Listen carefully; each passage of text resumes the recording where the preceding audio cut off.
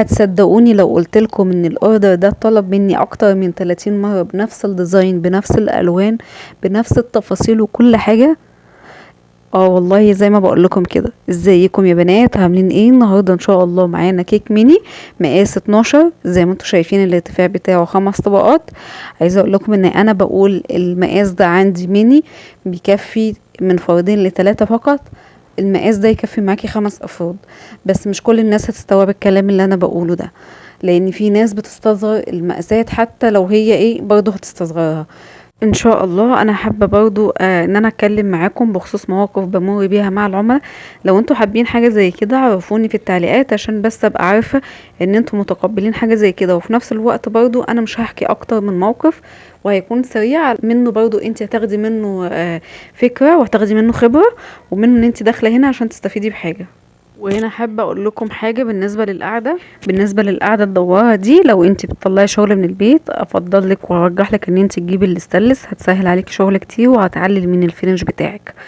بالنسبه للسكرابر ده ستانلس برضو هيكون قطعه واحده هتغنيكي عن حاجات كتير، لانه الارتفاع بتاعه عالي، فبالتالي ان شاء الله شغلك بعد كده هيكون عالي ومرتفع عشان تميزي شغلك عن شغل المحلات. بصوا بقى هنا القمع اللي معايا ده قمع الوردة البلدي اللي انا كلمتكم عليه من فيديو او فيديوهين فاتوا. القمع ده كان جاي واسع وانا اللي ضغطت عليه من قدام كده بحاجة عشان اخلي القمع يخرج لي كريمة بخط رفيع زي ما انتم شايفينها. وبعد كده ده القمع الصغير اللي بيجي مع مجموعة كده مع صغيرة مع بعض. ده القمع اللي هو المشرشر عامل زي قمع النجمة، ليه سنون ضيقة كتيرة جدا. برضو عملت بيه روزتات كده. وبرضو بصوا الكرنشة اللي معمولة من فوق متناسبة مع الروزيتا اللي معمولة من تحت، فالموضوع كان كله ماشي مع بعض. لو انت مش هتعرفي بقى تظبطي المسافة اللي انت هتميلي بيها دي، تقدري في المرحلة دي تجيبي قطاعة مدورة وتاخدي بيها علامات لنفسك عشان تقدري ان انت تشتغلي عليها. لكن انا بصراحة بشتغل كده بعينيا، ما بحطش عندي علامات، بس عشان لو انت اول مرة هتعملي شغل فيه ميلان زي كده ويظبط معاكي، عشان متجيش تقصري معاكي في واحدة وتعمليها صغيرة، فافضل ان انت تعمليها بقطاعة عشان تعلمي من نفسك. وبعد كده عملت من تحت برضو بالقمع بتاع الوردة البلدي زي الفستان كده، وحطيت عنده برضو القمع اللي انا استخدمته الصغير اللي هو قمع النجمة، وبعمل بيه روزتات كده صغيرة ادتني شكل جمالي اكتر.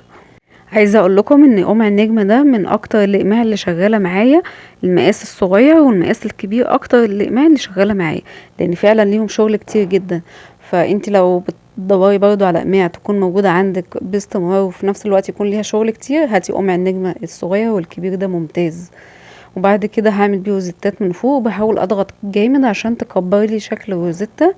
كان ممكن استخدم هنا القمع الاكبر بس لقيته هياخد وهيشغل مساحة كبيرة جدا من التورتة، وانا مش عايزة كده، لاني انا كمان في الاخر هكتب على الكيك من جوه. بس للاسف لقيت الموبايل هنا ما بيصورش، وكمان هحط شرايط ستان عريضة برضو لقيت الموبايل هنا ما بيصورش.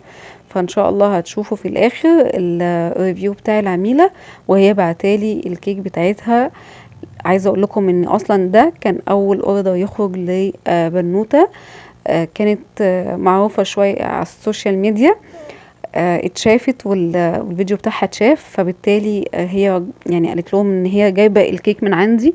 فما شاء الله جالي من عندها ناس كتيره جدا وطلبوا نفس الكيك بنفس الالوان بنفس الديزاين بنفس كل حاجه، محدش غير اي حاجه. عايزه اقول لكم كمان كانت في ناس تخش تقولي طب هي كانت معموله حشوه ايه؟